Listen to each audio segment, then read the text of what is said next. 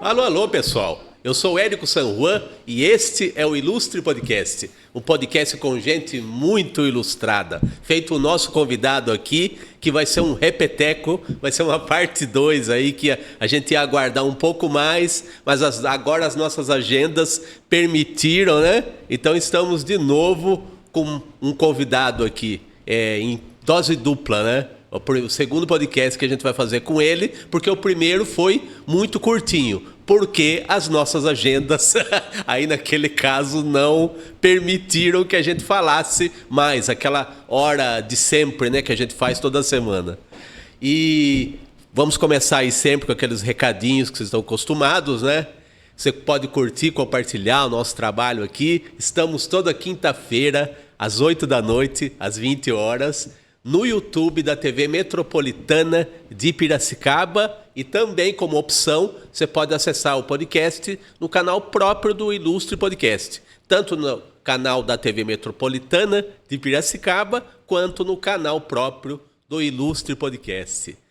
E vamos aqui voltar a conversar com o jornalista, com o diretor da TV Metropolitana de Piracicaba, um veículo que está ganhando cada vez mais força nos últimos 3 anos aí, na internet, né? Que parece que é um novo espaço, um novo lugar onde o jornalismo está dando as caras, né? Seja nas redes sociais, no YouTube, né? Vamos conversar mais uma vez aqui. Espero que o papo possa ser um pouco mais longo dessa vez, né? A gente aproveitar melhor. Vamos conversar com o jornalista Danilo Teles, aqui com um aplauso. Obrigado, Érico. Seja bem-vindo mais uma vez. E eu tô vendo que você está com 2 celulares e a tiracola, porque o jornalista trabalha 24 horas por dia. Não para, é verdade, Érico. Obrigado mais uma vez aí por esse segundo episódio, né? Agradecer ao Enzo ali na técnica pra gente. A gente agradece. Vamos em frente aí, temos mais um tempinho para conversar. Muito bem.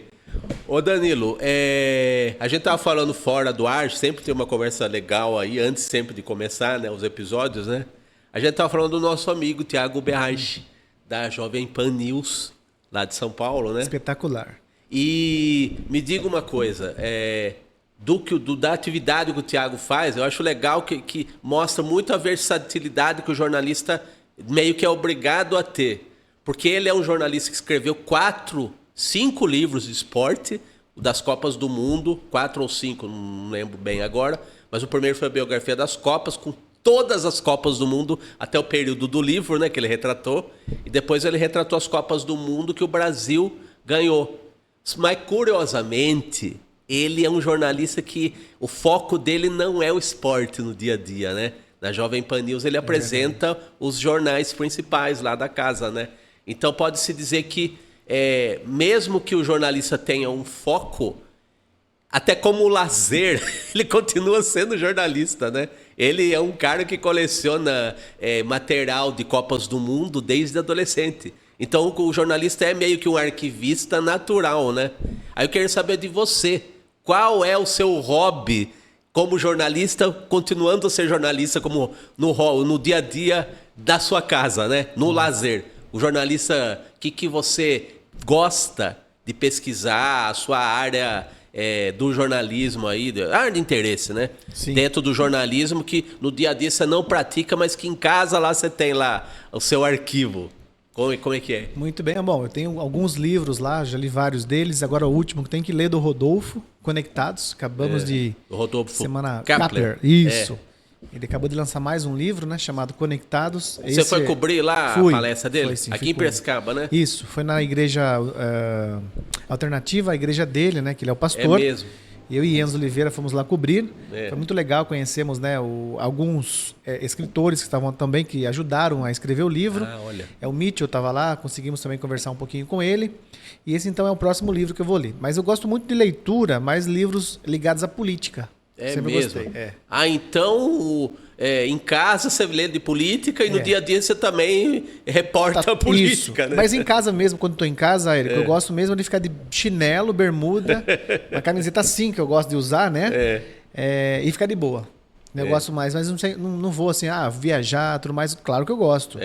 Mas eu prefiro mais ficar em casa descansando mesmo, ficar fazendo mais coisinhas, não ter tempo para nada. Mas não é porque o jornalista já no dia a dia, ele já não circula em tudo que é lugar? Já circula. Aí quando você vai para casa, você não quer ir para outro lugar para ter o lazer, né? Eu quero sossego, eu quero tranquilidade. Claro, né, que a gente acaba saindo para comer alguma coisa, né? Vai na casa de um amigo, uma amiga visitar, mas é o máximo que eu faço também. E claro, quando é uma viagem, quando dá tempo, mas faz um tempo que eu não faço uma viagem assim longa, de 10, 15 dias. Então, claro que eu acabo ficando em casa de boa, tranquilo. Mas também saio bastante, né? Para conhecer alguns lugares novos, tudo mais. Mas o que eu gosto mesmo, os finais de semana, é ficar em casa de boa, de chinelão, bermuda, sem ter compromisso. Porque nós temos já, durante a semana, compromisso. Tal hora eu tenho que fazer isso, tal hora aquilo. Daí aqui não para, você viu? A gente tá aqui tá conversando, trabalhando, o Enzo tá ali fazendo pauta. Tô aqui também de olho no celular para ver se tem alguma coisa rolando na cidade, né? Sempre acontece alguma coisa. Então a gente tá sempre conectado. E aos finais de semana eu tento me desconectar total. Não dá muito, né? Porque hoje na redação tá praticamente eu e Enzo. Então a gente está sempre ligado nas notícias que aparecem. As estruturas das redações, né? Hoje na internet estão enxutas, né? Já é uma característica desse tempo, desses tempos virtuais, né? É isso mesmo. Então, o Érico, então a gente tá nessa conexão na internet, tudo chega no celular pra gente. Então chegou, você tem que apurar. Do próprio celular você faz o quê? Você pega e você já faz uma arte para poder publicar. E ali mesmo no celular você faz um texto. Então, a gente acaba trabalhando com o celular e acaba confundindo um pouco com o nosso particular. E você falou de arte, né? O jornalista é um faz-tudo, né?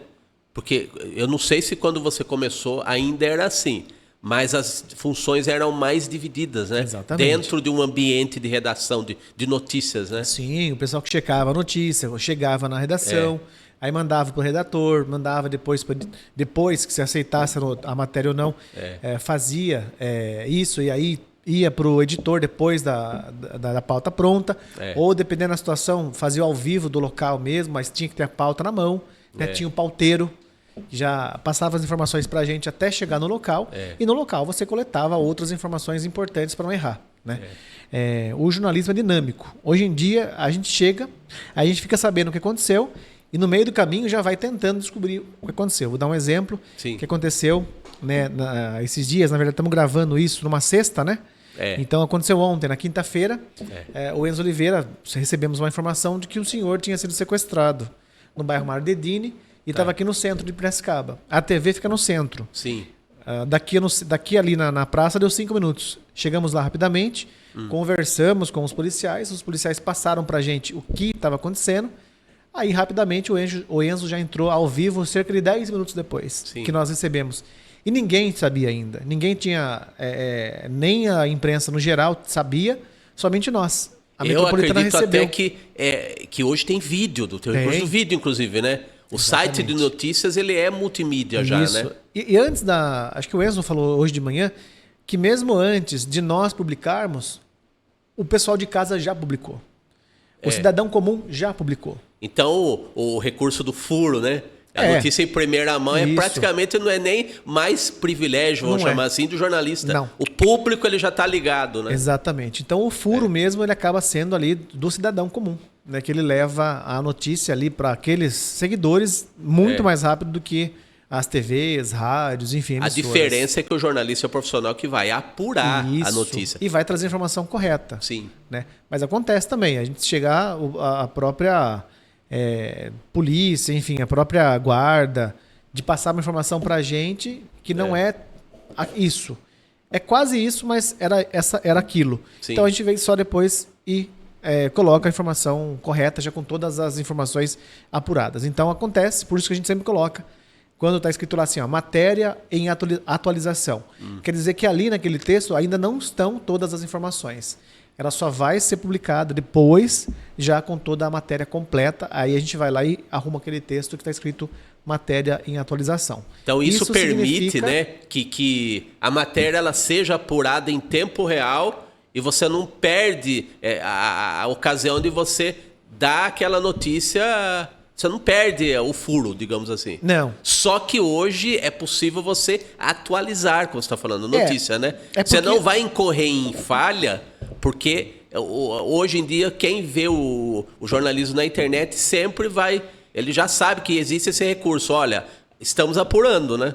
Então, a tal hora a informação tá assim. Assim que tivermos mais informações, a gente atualiza, né? Exatamente, por isso que é importante, né? E as pessoas que acompanham as redes sociais dos colegas é uma coisa. Quando ele vê aquilo numa rede de imprensa, então ele já sabe que ali a informação tá mais apurada, tá mais completa, né? Então ali ele vai saber que, opa, se tá aqui é porque aconteceu algo mesmo. Às vezes, está na rede de uma pessoa particular, ele pode ficar na dúvida. E agora? A pessoa automaticamente ela vai e procura. Opa, deixa eu procurar se de fato teve um sequestro mesmo. Então ela começa a procurar onde? Nas redes já mais conhecidas, né? Jornais, rádios, TV. Então, geralmente a notícia já está também em alguns canais. Geralmente não. Demora um pouquinho. Porque o cidadão está na ponta da linha. Até a imprensa chegar e reportar, demora. E no caso dele, parece que é um rumor. Chegou até ele, é um boato, de uma maneira, né? As pessoas... Não isso não chega a ser fato. Fato é o que está apurado corretamente. Né? Exato. Mas as pessoas acabam compartilhando muitas vezes sem checar. Você viu, né? Você viu aquilo? O senhor lá foi sequestrado. Isso. Mas não sabe direito. Aí cabe a vocês da imprensa apurarem aquilo e trazerem a versão mais correta possível. Né? Eu vou dar um exemplo. Acho que vocês devem lembrar disso, de um caso que aconteceu em Santos, na Baixada Santista, né? Uma mulher de cabelo vermelho estava fazendo lá algum tipo de magia com crianças, animais. Algum ritual. E a mulher tinha um cabelo vermelho encaracolado. E aí, aí no caso, aconteceu? Uma outra mulher parecida com ela, passou na rua. As pessoas viram e publicaram o vídeo. Foram publicando, foram lá e mataram a mulher. E não era ela que tinha feito. A de cabelo vermelho é essa daqui. Isso. Nossa, a mulher morreu sem dever nada, na verdade. Bode expiatório, de alguma forma. Então, quer dizer, por isso que é importante você não compartilhar coisa que você não sabe. No primeiro impulso acontece um absurdo desse. A mulher morreu, na verdade, sempre sem ter feito nada. Absolutamente. Ela apanhou tanto, né? Que ela acabou morrendo. Por quê? Confundiram ela com essa outra mulher, de fato, da mesma cor do cabelo, da mesma forma, Érico. Então a mulher foi confundida porque todo mundo naquela região começou a compartilhar que era ela. E não tinha nada a ver. Fizeram o quê? Pegaram a mulher, bateram tanto nela que ela morreu. É só procurar na internet isso aí, tá lá. Né? Mulher morre na Baixada Santista ao ser confundida com uma outra mulher. Por isso que o jornalismo é importantíssimo, né? Porque traz a questão da responsabilidade, né? Então a gente tem que apurar tudo antes de você sair falando qualquer tipo de coisa. E claro, as pessoas também devem até procurar outros canais. Se está na dúvida, procure outros canais, mas não saia compartilhando coisas que você não sabe, porque vai complicar e pode acontecer até morte mesmo. Né? Então tomar cuidado. A mártir da desinformação, digamos assim, né? Meu Deus do céu. E dessa trajetória aí da coisa instantânea, o que você se lembra assim? Claro que tem tanta coisa, né? Dá para contar muita coisa. Mas o que te impactou assim? Eu vou por um outro lado. É claro que o jornalismo, infelizmente, ele traz o que é negativo, né? E aí, em termos até de, hoje em dia, de visualizações, dá mais audiência também, infelizmente. Mas que notícia te impactou no aspecto positivo? Talvez seja até mais difícil, né, do que no dia a dia, né? Que não tem muito esse tipo de informação. Assim. O positivo é quando a gente vai fazer uma matéria, por exemplo, tem várias, né? Mas eu vou colocar um casal, né, de idosos, aí dois senhores, ambos com câncer. Ele teve um problema também, que foi AVC. Você lembra aquele bairro que era, Enzo? Aqueles dois senhores, né? Um casal, acho que era Monte Cristo, né? E ela estava passando por um momento difícil e tudo mais. E nós fomos lá para tentar ajudar, né? E, de fato, nós conseguimos, no outro dia, várias doações para aquele casal. Foi ao ar no programa do Neto, inclusive, né? No Piracicaba Agora. Sim. E as pessoas começaram a mandar mensagem. E começaram a mandar mantimentos para a família. Mas então, que eles estavam precisando de ajuda? De comida mesmo. Comida, não tinha que comer. Mesmo. Não tinha... Eles são aposentados, ganham BPC, né? Que era, na época, o salário mínimo era 1.300 alguma coisa. E só que eles tinham muito empréstimos. Porque eles compram remédio, né? Então, e remédio, infelizmente, é caríssimo. Praticamente metade do salário deles ia pro medicamento. E a outra metade ia para pagar o empréstimo que eles fizeram no banco. Nossa. Que é aquele empréstimo consignado, né? Sim. Desconta na fonte lá. É. Então, você coloca aí 2.400, sei lá, 2.600, que se for, metade disso era para pagar empréstimo e outra metade é medicamento. É impagável. Não tinha o que comer. Não tinha o que comer. E não tinha família, tudo mais. Nós fizemos essa corrente e aí conseguimos ali naquele momento ajudá-los. Sim. E depois também, claro, tem que ser encaminhado à prefeitura, né, pro departamento social. Porque então o departamento houve social, uma continuidade, sim. assim. Aí agora nós não sabemos como ficou mais. Tá. Mas nós fizemos a pauta, né? Nós mantemos o contato um pouco de tempo, depois nós não tivemos mais contato. Teve outros casos também, ajuda eles, casa com escorpião, a gente foi lá, tudo mais, a prefeitura foi lá resolver e tudo mais. Mas são vários casos positivos que a gente encontra no dia a dia. Né, caso de superação, e ajuda mesmo. Né? Tem pessoas que mandam mensagem pra gente aqui, sei lá, vazando esgoto, não consegue uma ligação de água, esgoto. É tanta coisa que a gente ajuda. Da e a forma cidade nós podemos. é grande, né? Grande, eu até enorme. acredito que, até não tirando a responsabilidade do poder público, de ter a manutenção dos serviços básicos, que o país a gente paga imposto. Exatamente. Mas a cidade está crescendo de uma maneira, né? Que eu imagino que às vezes seja difícil você fazer uma manutenção básica de serviços essenciais. Né? Então aí acho que entra um pouco esses casos pontuais aí que você está falando. Até né? porque a gente tem que cobrar o poder público, né? Sim. Nós fazemos esse papel, de cobrar o poder público. A imprensa tem esse papel. É um papel social, inclusive. De cobrar mesmo o poder público, seja ele do Estado, do município, do federal, não importa, o governo federal. Então nós temos esse caminho, nós sabemos disso. E temos que cobrar, independente de quem seja, e colocar isso em pauta. Mostrar para o público que está em casa, né? Reportar isso. E isso é muito bom, as pessoas entendem. Hoje já sabem, na verdade, vou dar um exemplo da Metropolitana.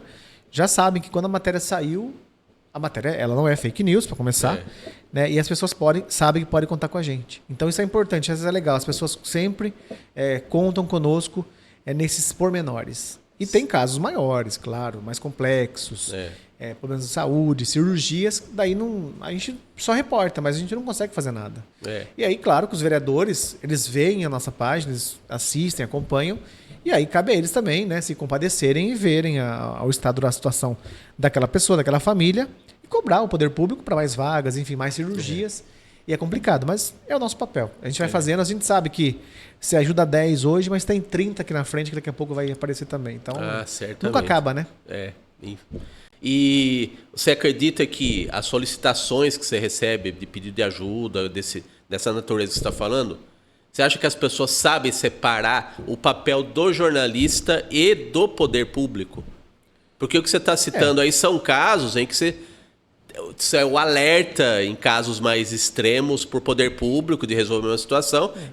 O jornalismo é uma maneira de intermediação entre a sociedade e o poder público, né? Mas, assim, isso tem limite. Qual é o limite? O limite é até onde a gente consegue cobrar. Não tem o que fazer. Fazer reportagem é o limite nosso. É publicar. Mas a pessoa, ela vem, na verdade, Érico, quando a pessoa chega numa imprensa, seja aqui ou em outras, ela já vem quando está desesperada, não conseguiu nenhum resultado. Quando ela já esgotou as possibilidades. Exatamente. Né? Então ela procura a imprensa mesmo no momento que ela já não vê esperança em outras pessoas ou em outros caminhos, que são os caminhos normais. Né? Vou dar um exemplo, o caminho da medicina. A pessoa descobriu que está com câncer. Então ela vai no OBS, né, no postinho de saúde, do posto dela. Do posto de saúde ela vai ser encaminhada para o especialista. O especialista vai encaminhar para um outro especialista que é o oncologista, e assim por diante. E às vezes ela não consegue esse caminho, ela não consegue avançar, porque não tem vaga. Não tem, a fila é muito grande, tem muita gente com problema. Tem que esperar. Né? Isso. Aí ela acaba se desesperando, o que é normal, é muita gente. E ela vem na imprensa para poder ver se consegue acelerar aquele processo. Aí quando você vai descobrir, tem muito mais gente na mesma situação que a situação dela. Isso a gente acaba entendendo que o poder público não está dando conta. Por que será? Não está investindo, não está comprando vagas, não estão comprando leitos hospitais, não estão comprando aí vagas cirúrgicas, enfim. O que está acontecendo? O que o poder público está fazendo que está falhando tanto assim? A gente sabe que falha muito, né? Então, o nosso papel é cobrar o poder público, dar transparência para aquilo, para que a pessoa, se ela quiser aparecer na televisão, ou uma manchete, uma matéria, a gente vai lá e coloca no ar também, sem problema nenhum. Legal. Eu estava pensando aqui, há o jornalismo diário da TV Metropolitana, com as matérias todas, né? E também tem, que a gente falou meio raspando, assim, não muito no primeiro papo que a gente teve, dos podcasts, né? Isso. E os podcasts eu acho que são programas muito democráticos, até no sentido de muitos não fazerem até um grande sucesso e não serem conduzidos por comunicadores formados, jornalistas que têm uma formação e tudo. Jornalista pode ter defeito, claro que tem, qualquer profissional tem.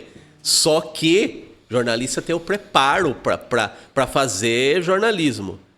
Você acha que podcast é uma forma de jornalismo, mesmo sendo apresentado, conduzido por pessoas que não são formalmente jornalistas, como eu?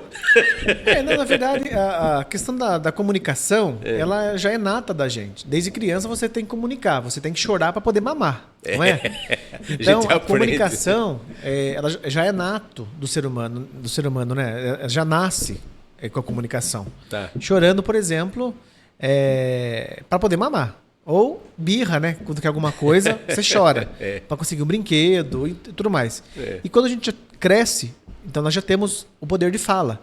Então a gente fala, eu quero isso, eu quero aquilo, estou com dor de cabeça, eu quero comer. A criança, quando não sabe o que fala, ela não sabe falar, então ela chora. E a mãe, né? A mãe que é muito inteligente, a mãe tem que tentar saber. Codificar. Codificar. E a mãe consegue, né? Consegue. Codificar uma dor de barriga, né? Um punzinho.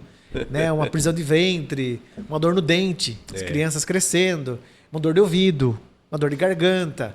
E a mãe, ela tenta identificar. Não conseguiu, a mãe leva no pediatra, mas a criança chora, dizendo que alguma coisa não está legal. Ela dá o alerta, né? Dá o alerta, que é o berro. Né? E para nós, enquanto comunicadores, como eu falei para você, como já é de nós, seres humanos, é nato, nascemos com isso, né? Então, a pessoa tem, claro, se especializar. Ela tem que saber conversar. Ela não vai chegar aqui e falar, vou pegar o microfone, vou falar. Mas não é isso, ela tem que ter um conhecimento, ela tem que ter um discernimento do que vai falar.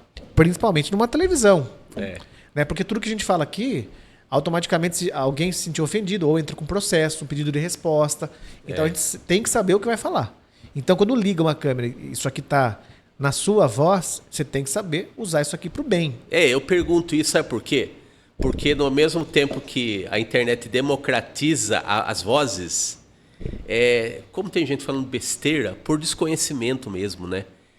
Eu acho que o brasileiro, em geral, ele é um excelente comunicador, mas ele também é um palpiteiro de primeira linha.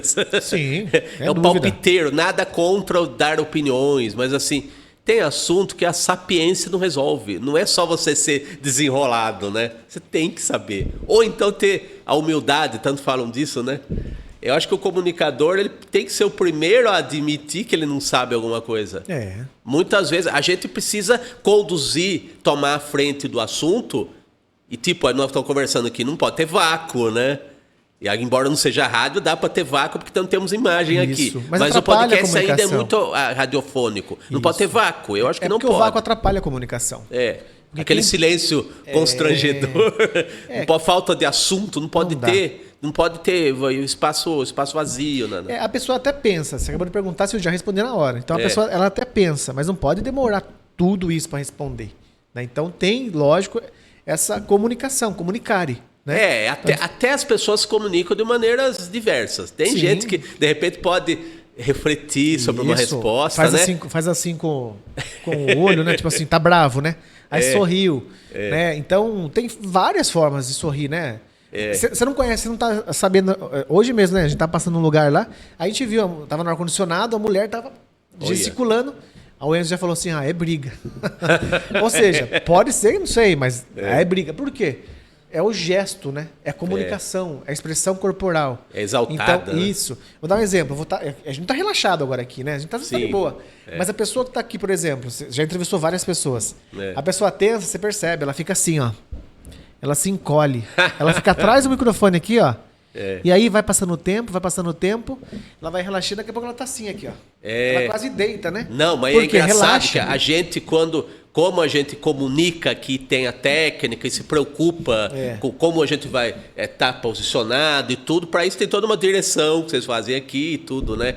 Mas eu, por exemplo, eu sou desenhista, não sou comunicador de nascença. Você se comunica através dos desenhos. Então, só que a minha tendência é encurvar. porque eu desenho. Isso. Então a tendência é encurvar porque eu estou desenhando, eu estou acostumado a desenhar. E aqui, encurvar até seria vantagem por causa do microfone.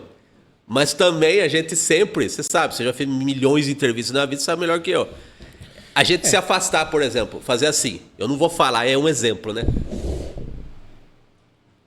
Já fica mais difícil captar a minha voz, por melhor que o microfone seja. Exatamente. E como você falou, às vezes o entrevistado fica relaxado, aí ele faz assim, ó.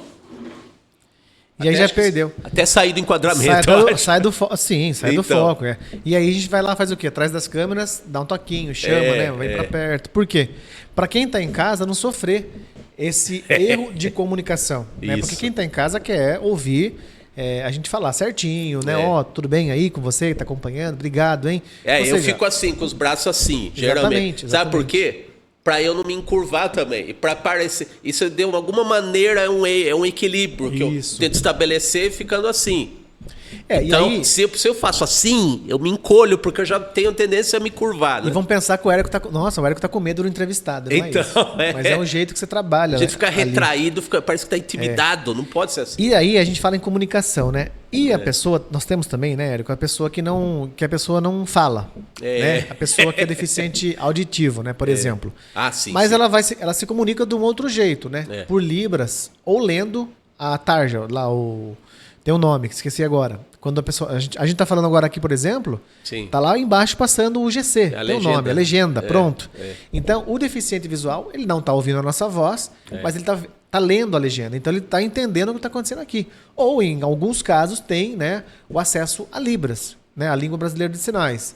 No próprio YouTube tem o recurso da legenda. Tem, automático. Esse pessoal aí Facebook, vai ter acesso ao que nós estamos falando. Exatamente. No Instagram também, quando a gente posta as matérias, tem lá a opção de você colocar, né, para o deficiente auditivo. Isso. Para ele poder, aliás, o visual.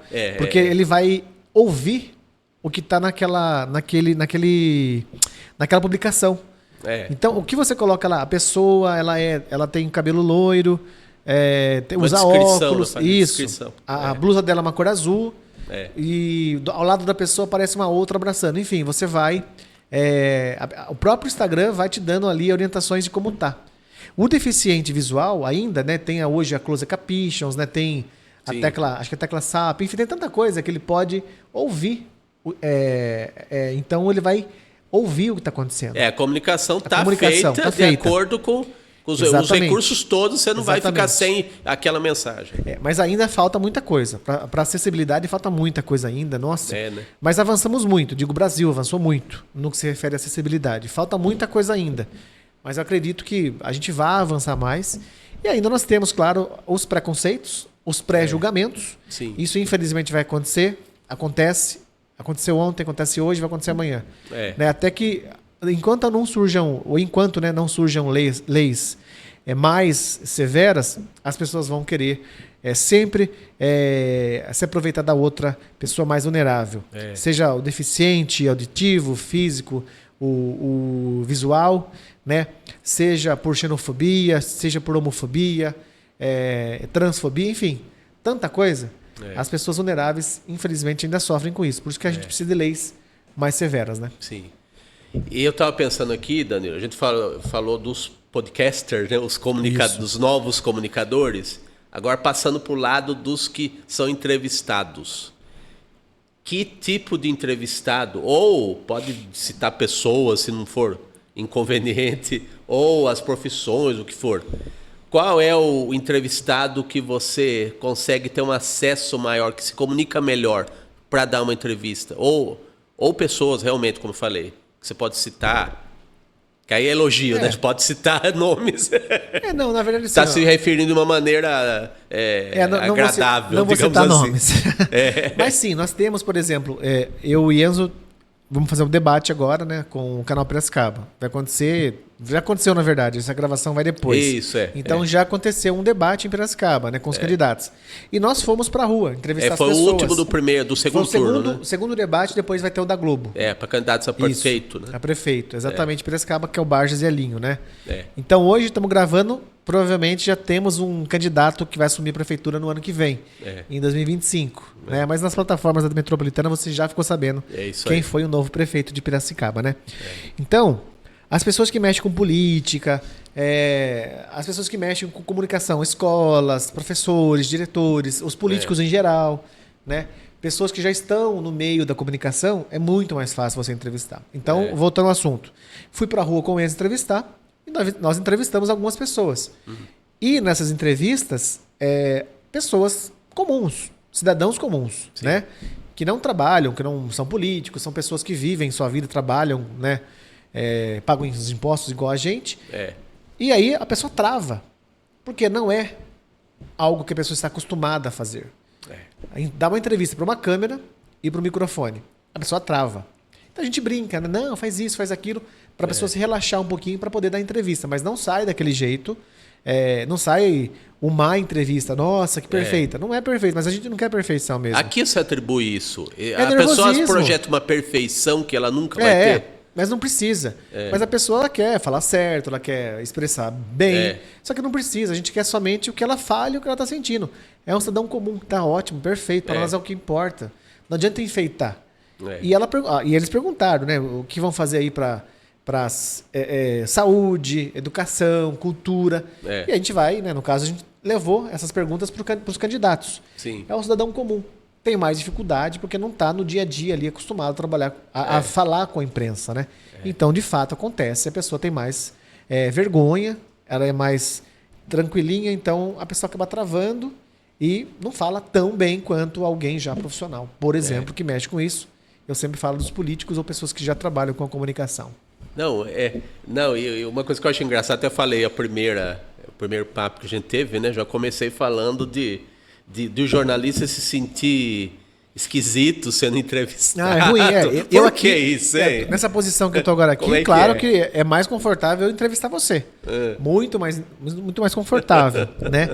Do que ser entrevistado. E eu que nem sou jornalista, Danilo. Não, mas a gente imagina pra mim. Mas tá num papel importante de entrevistas, né? Como a gente sempre fala. Você tá, acho que já são 124, eu acho, agora. 125 entrevistas. Esse aqui é o 124. 124, né?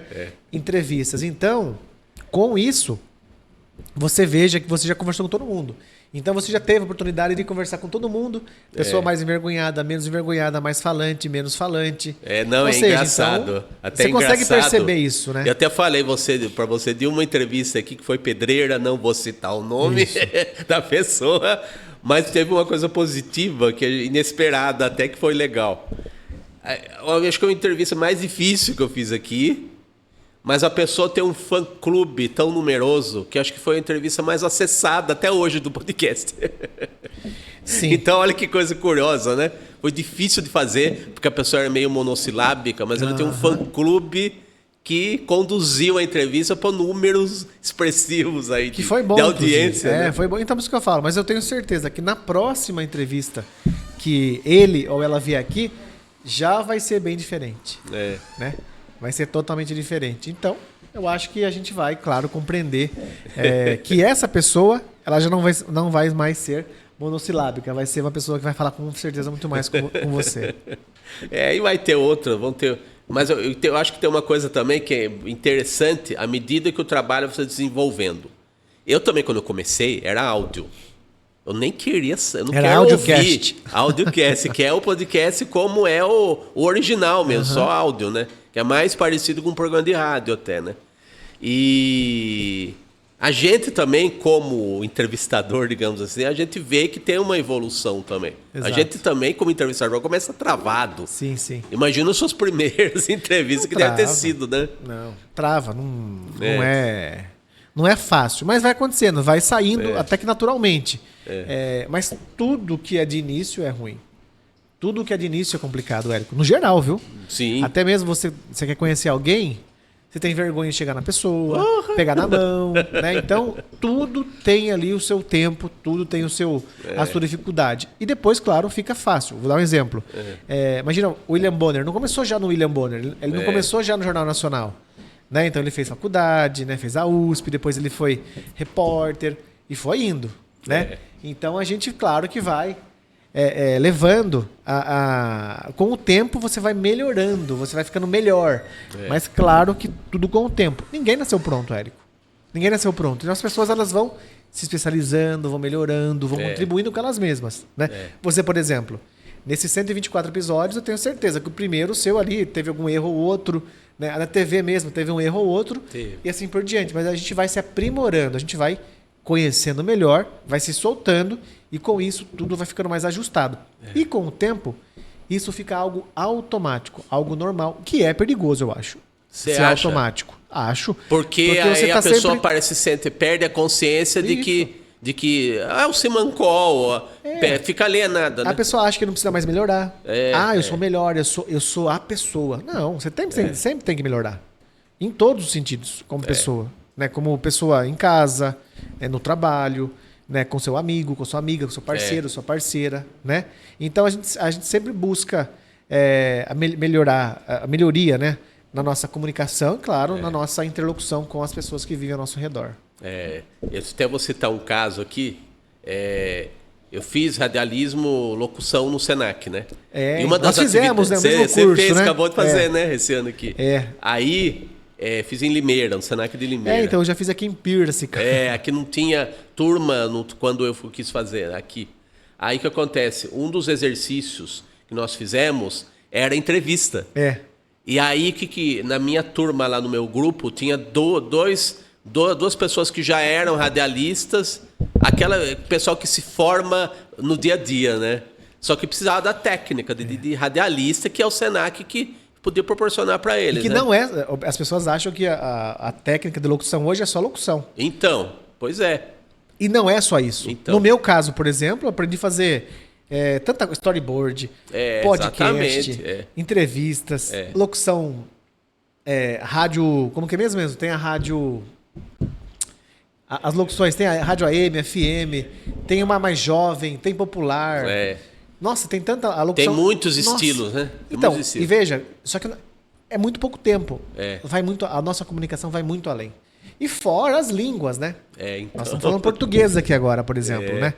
Então imagina só, se a gente quiser falar com alguém lá dos Estados Unidos, alguém lá da Arábia, tudo mais, a gente não tem essa comunicação. Exatamente. A gente é limitado até nisso. Pois é. Né? Infelizmente a gente tem essa limitação. A língua mãe nossa é portuguesa, a gente não sabe falar árabe, é poliglota, né? A gente não é educado, a educação básica não inclui outras línguas, né? Aí você não encontra isso, por exemplo, na escola pública, né? Pois é. Até tem lá, eu lembro até hoje, né? O verbo to be. Mas a criançada que está na escola particular, por exemplo, que o pai e a mãe conseguem, né? A criança já tem uma boa base do inglês. Adolescente ela já consegue. Isso. O meu sobrinho mesmo, tem meu sobrinho, o Davi, tá com 11 anos agora, fala muito bem, entende muito bem o inglês, porque desde pequeno tem a vivência da língua inglesa. Tá com a cuca fresca de... Não tem os problemas. Neurônios estão, né? Não tem boletos para pagar. Não tem problemas para resolver. Isso ajuda muito.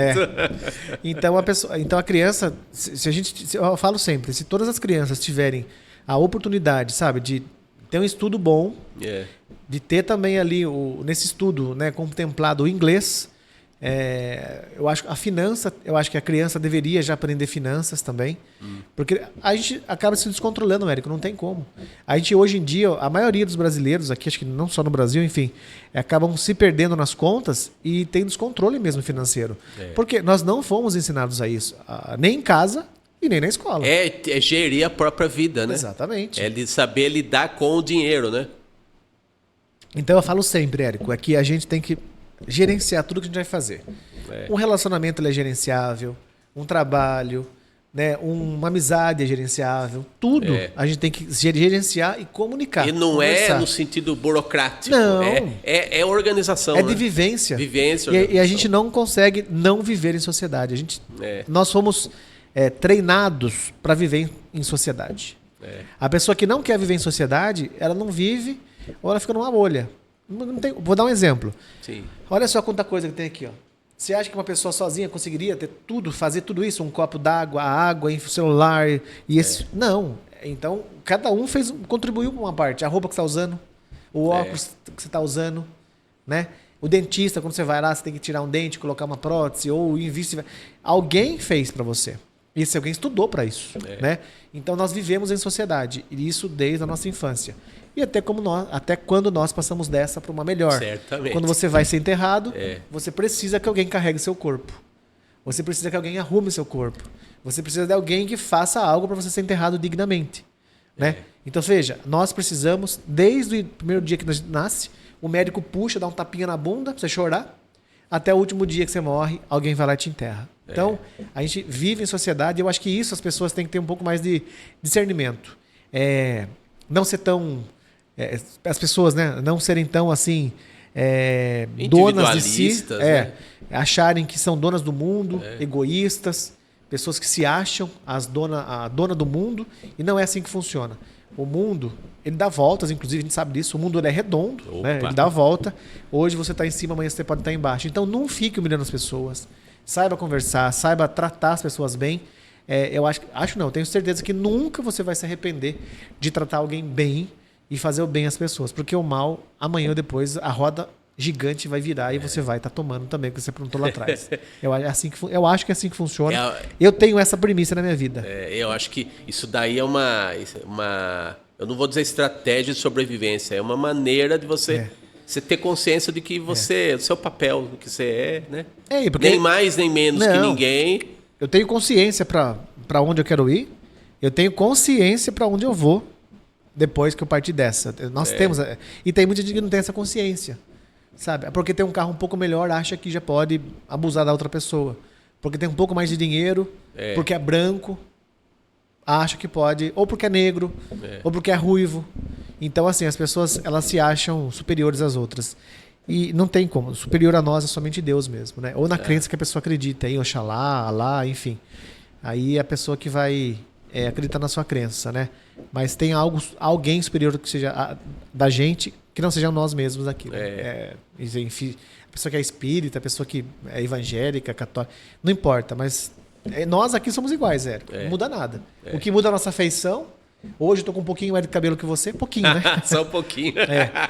Além disso, nada diferencia da gente, a conta bancária nossa, né? Eu tenho um pouco mais de dinheiro, um pouco mais de dívida, eu ia falar dinheiro, um pouco mais de dívida do que você. Sei lá. O que diferencia da gente é a nossa conta bancária, não tenha dúvida disso. É o status, né, Érico? Sim. Entendeu? É o status. Isso diferencia, não estou dizendo a gente é um exemplo aqui, né? Lógico. Mas as pessoas no geral. Mas agora, humilhar porque você tem mais que a pessoa, aí já é algo que eu falo que a roda gigante ela vai girar. Então toma cuidado. Eu acho importante você falar isso, porque você sabe que na sua área, o jornalismo, tem muita gente que se acha, né?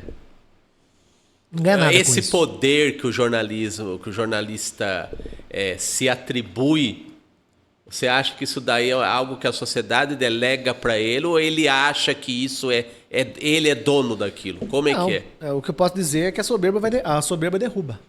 Eu posso dizer isso, a soberba derruba, né? E a gente está aqui até hoje, eu vou dar um exemplo da Metropolitana, né? Sempre na humildade, nunca com soberba, não somos melhores do que ninguém. Muito pelo contrário, a gente precisa todo dia de ajudar alguém. Né? Não, inclusive os comentários, as curtidas, é assim. E eu acho até bom, eu já estava falando de equipes enxutas, mas mesmo sendo enxuta, nunca é uma pessoa só. Por exemplo, eu estou acostumado, falo da minha experiência de cartunista, que é o que eu fiz a maior parte da vida, foi desenho de humor e tal. E a gente trabalha sozinho, para colocar na roda o nosso trabalho, né?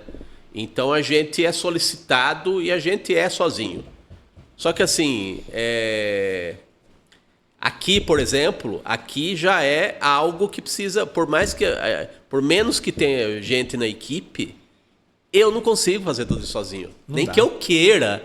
O nosso amigo lá de São Pedro, da Rádio Nova Web, de São Pedro... Ele é campeão, hein? Ele é campeão, porque ele coloca o podcast no ar, ele opera a mesa e ele entrevista ao mesmo tempo. E ainda usa óculos escuros, meu Deus. Óculos escuros. Ele disse que é para não ficar vesgo, porque ele não consegue olhar para a câmera diretamente, ele tem que ficar olhando para tudo que é lado, na tela que ele está controlando lá. Usa a câmera que ele tem que mudar para mim, para ele, para mim, para ele. No caso lá do seu entrevistado, qualquer entrevistado. Então, assim, ele conseguiu enxugar ao máximo o processo. Mas mesmo assim, ele precisa de outro, que é um entrevistado, que não é um monólogo, o trabalho dele. Né? Ele precisa do técnico da CPFL que coloca a luz lá, ele precisa de alguém que fez o computador. Enfim. Mesmo a estrutura dele sendo enxuta, ele vai depender de outras pessoas de qualquer forma. Né? A gente sempre precisa de alguém. Então, precisa. Gratidão, lealdade são palavras que eu posso dizer que andam comigo, sempre andaram e sempre vão andar. Ser leal e grato às pessoas que ajuda, até aquelas pessoas que atrapalham também. Aquela pessoa ajudou a crescer. Então, acho que é isso. Não ter soberba, com calma nas coisas, eu acho que tudo vai dando certo, velho. Eu acho que é isso. Né? O recado é esse para as pessoas, né? Que a gente sempre seja humilde, pra gente chegar onde a gente quer. Não sempre ficar pisando nas pessoas aí que vai lá. Uma hora você fica por cima, mas uma hora eu tô dizendo que a roda gigante vai girar e você vai tomar. E assim, eu acho legal essa sua postura, até com relação à TV mesmo. Porque eu percebo que as pessoas se sentem à vontade de entrar em contato com a TV. Sim. Porque eu acho que eu vejo isso. A maneira que você me acolheu aqui, o Enzo, né? Vocês abrem espaço. Não é só a questão de dar espaço para fazer podcast, é a população. Exatamente. Não, a população sempre vai ter prioridade, Érico. Isso é o nosso lema aqui, né? A prioridade sempre será a população. A gente sofre ataque, não é fácil, viu? Claro. Ainda mais lidar na classe política. Eles não gostam, né, de ser colocados em exposição. Mas eles são políticos, estão para isso. Mas eles são públicos, homens públicos. É a mesma coisa a gente. Quando eu faço uma transmissão ao vivo, agora, por exemplo, eu estou me expondo aqui. Sim. Né? Então eu sei do poder que tem esse microfone. Então eu tenho que saber o que eu estou falando aqui. Eu não posso simplesmente chegar aqui, eu acho que isso. Falar um monte de borracha. Eu vou responder depois isso aí. Judicialmente, enfim. Credibilidade, não sei. Então, eu acho que a responsabilidade é o primeiro lugar para a gente tem que ter. A humildade, a responsabilidade, né? Não ter soberba, para a gente poder chegar onde a gente quer. Devagarzinho sempre, né? Não pode ter pressa. Sim. E me diga uma coisa, vamos começar a encerrar aqui, né? No episódio passado que a gente conversou, eu lembro de ter perguntado sobre o que você almejava para o futuro, para a TV. E vamos recuar um pouquinho pro agora, pro hoje, né? Hoje, o que você tem sentido do resultado do trabalho nesses 3 anos? Porque a gente está num veículo, vamos dizer assim, que é a internet. E que ela revolucionou, né? As comunicações, pelo menos nos últimos 20 anos, né? É dinâmica, a gente está sujeito a erro o tempo todo, no caso do jornalismo, porque esse dinamismo estonteante, né? Avassalador até, né? Então, o que do hoje,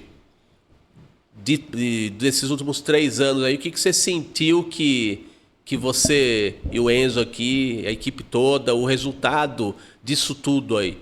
Porque eu percebo até pelas ruas, a TV tem muita credibilidade, sabe? Exato. E é um veículo local, mesmo a gente estando na internet, até a própria Piracicaba, eu acho que goza de um conceito muito bom, assim, entre até os brasileiros, sabe? Exatamente. Então, Piracicaba tem claro que teve as tragédias, que aí uma mídia nacional vai reportar, como mortandade de peixes, e infelizmente é o que dá mais impacto até, né? Mas tem as coisas boas. Piracicaba tem uma boa imagem perante o Brasil, né? Então, você estando numa cidade que tem um bom conceito, que se comunica bem com a população, o que você sentiu até hoje desse resultado aí? Sendo a comunicação, esse dinamismo, muda a rede social toda hora, né? Tudo muda muito rápido, né? Exatamente. Então, é aquela coisa, eu vou dar mais um exemplo do caso que nós chegamos aqui em Piracicaba, de sequestro, né? O Enzo entrou no ar ali rapidamente, ele pegou informações da Polícia Militar, rapidamente entrou. Sim. Então, veja, a rapidez. E nós fomos o primeiro a chegar, ninguém sabia. Ninguém sabia. Então, como jornalismo, não era o povo que estava espalhando, né? Não. Aí que acontece? Jornalismo mesmo. Aí rapidamente outras empresas começaram a colocar no ar, mas a gente foi lá, checou com as polícias, né, com os policiais, aliás, militares, passou para nós a informação e nós já reportamos. Na hora, ninguém nem sabia, ninguém estava lá para fazer vídeo. Então é na hora, então tem essa responsabilidade. E hoje nós colocamos a matéria completa, no caso, sexta-feira que estamos gravando, né? Sim. Colocamos a matéria completa já, vinda da Polícia Militar. E, de fato, só a gente ajustou alguma coisa ou outra que a polícia passou pra gente, mas a matéria estava lá.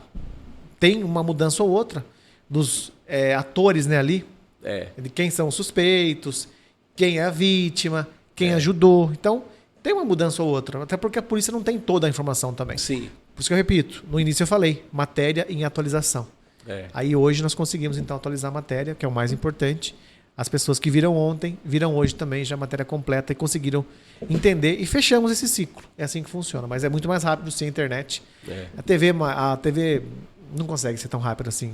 Vou dar um exemplo, uma TV maior não consegue ter agilidade de alguém que está aqui, no centro do negócio. Você acha que até pela equipe ser maior, isso exige fica mais lento mesmo, porque tem o deslocamento, você precisa de um preparo maior até técnico, né? Exato. Vou dar um exemplo, né? O pessoal de Campinas da IPTV. Sim. Aconteceu alguma coisa aqui. Até eles chegarem de Campinas para cá, já passou 1h30 do ocorrido. Ou seja, nesse caso, você citou, você está do lado. A gente já fez em 10 minutos. É. Então já não é mais novidade aquilo. Então eles vêm para cá para contar a história, para ir no jornal bem depois. O jornal vai à noite. Aconteceu ontem 3 da tarde, 1 da tarde, aliás. Eles vão contar isso aí só às 7 horas da noite no jornal. Só que nós já passamos isso, praticamente, Piracicaba inteira já viu. Não é novidade. Então, é legal você passar isso rápido, mas com qualidade, apurando sempre informação. Acho que é isso. Ter a responsabilidade. E não há projeto na TV de fazer um jornalístico mesmo? Um jornal? Então, aí em breve. A gente já está conversando aí, uma moça vem com a gente aí em breve, de um jornalismo diário mesmo. Mais uma novidade aí, ainda para esse ano, aqui na TV Metropolitana. Eu não conversei com ele antes, viu, gente? Isso é pergunta de curiosidade aqui desse que você fala aqui, normal mas mesmo. Em breve tem novidades aí, todo mundo saberá. Que bom, muito bem.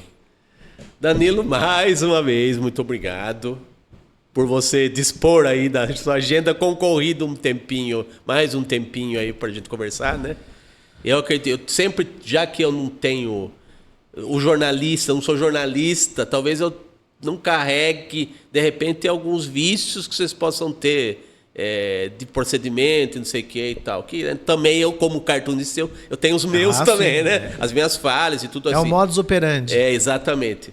Então, eu tento sempre no podcast aqui falar para quem não conhece nada do entrevistado e nem dos assuntos, da pauta dele, do universo dele até. Eu tento me colocar no lugar do público, sabe? Porque eu sou público também, né? Exato. Então, a vantagem de não ser um especialista em muita coisa do que eu abordo aqui é que a curiosidade talvez saia mais, eu não vou dizer inocente nem pura, mas talvez mais espontânea. Sim, esteja amarrado a certas questões, né? Não, mas tem um outro olhar mesmo. O público ele tem um outro olhar de quem fez a matéria, né? Mas a gente gosta, a gente quer que o que nós fizemos ali, né? O que nós colocamos ali, que a pessoa entenda que nós colocamos ali. Muitas vezes entende de forma errada. Acontece. Mas a gente tenta imprimir da melhor forma possível, uma forma mais leal possível, o que nós estamos passando para o público, né? No caso você, eu também sou público, né? Quando eu vejo outras emissoras, outros canais também, eu também sou público. Então eu gosto de ver isso. É do mesmo modo como quando eu trago artista aqui, que é o esperado, é da minha área, né? Eu também não tento falar para iniciados, né? Então, muito artista, e acho que eles estão no direito deles, de falar de técnica, de falar de uma maneira mais esotérica, talvez. Não, aquelas 5 perguntinhas do jornalismo: o que, quem, como, onde, por quê, né? Isso Se você nortear por isso, eu acho que dá para fazer um trabalho bem digno. Assim, essa é a nossa base, não tem dúvida, viu? Mas obrigado pelo convite mais uma vez aí. Vamos contando história. Vamos, tem muita história, né? Episódios 1000 aí, se a gente quiser. Na próxima você traz o Enzo para ele contar a história. Claro! Se ele quiser, aí vocês trocam de posição aqui. A técnica, né? Tá vendo, Enzo? Tá convidado já. Quero ver o Enzo contar a história aqui. E para fechar, vamos colocar o Instagram da TV, né, Enzo? Colocar o slide final aqui. Já colocamos no episódio anterior, mas é a maneira pela qual os espectadores podem acessar tá na tela a TV já. Metropolitana de Piracicaba, que eu coloquei o rosto caricaturado do Danilo, essa barba, não? Porque ele é o nosso Big Boss, como diz o nosso querido Tarantino. Né? Mas tô mais bonito na sua caricatura, viu? Não tô com tanto cabelo assim, não. É a caricatura ao contrário, deixa a pessoa mais bonita. Mas dá pra saber que sou eu, né? Dá pra saber que é o Danilo. É isso que importa. Não, é legal. @TV Metropolitana de Piracicaba, tudo junto. Nome fácil aí de decorar. O pessoal de Piracicaba já sabe, tá mais que sabido aí pro público que acompanha a TV Metropolitana de Piracicaba no Instagram e nas redes sociais todas. Sigam né? nós lá, gente. Siga lá para notícias ao vivo e a todo momento. @TV Metropolitana de Piracicaba, tudo junto no Instagram. Obrigado, Danilo. Obrigado eu. Até a próxima. Valeu. Isso aí, pessoal. Mais uma pessoa ilustre na segunda parte aqui da nossa entrevista. O Danilo Teles, nosso diretor aqui da TV Metropolitana de Piracicaba. E semana que vem, quinta, às 8 da noite, às 20 horas, tem mais um episódio com mais uma figura ilustre aqui no Ilustre Podcast, aqui na TV Metropolitana de Piracicaba, no canal do YouTube da TV Metropolitana de Piracicaba e também, com opção, no canal próprio do YouTube do Ilustre Podcast. E no @ilustre.podcast, no Instagram, você pode acompanhar os nossos convidados de cada semana, né? E também, no famoso link da bio, tem os links dos episódios anteriores aí do nosso podcast. Já ultrapassamos a centena de episódios aí. Então tem muita coisa aí para quem quiser conhecer melhor o nosso trabalho. Muita gente interessante, muita gente ilustre. É isso aí, pessoal. Um grande abraço. Até semana que vem.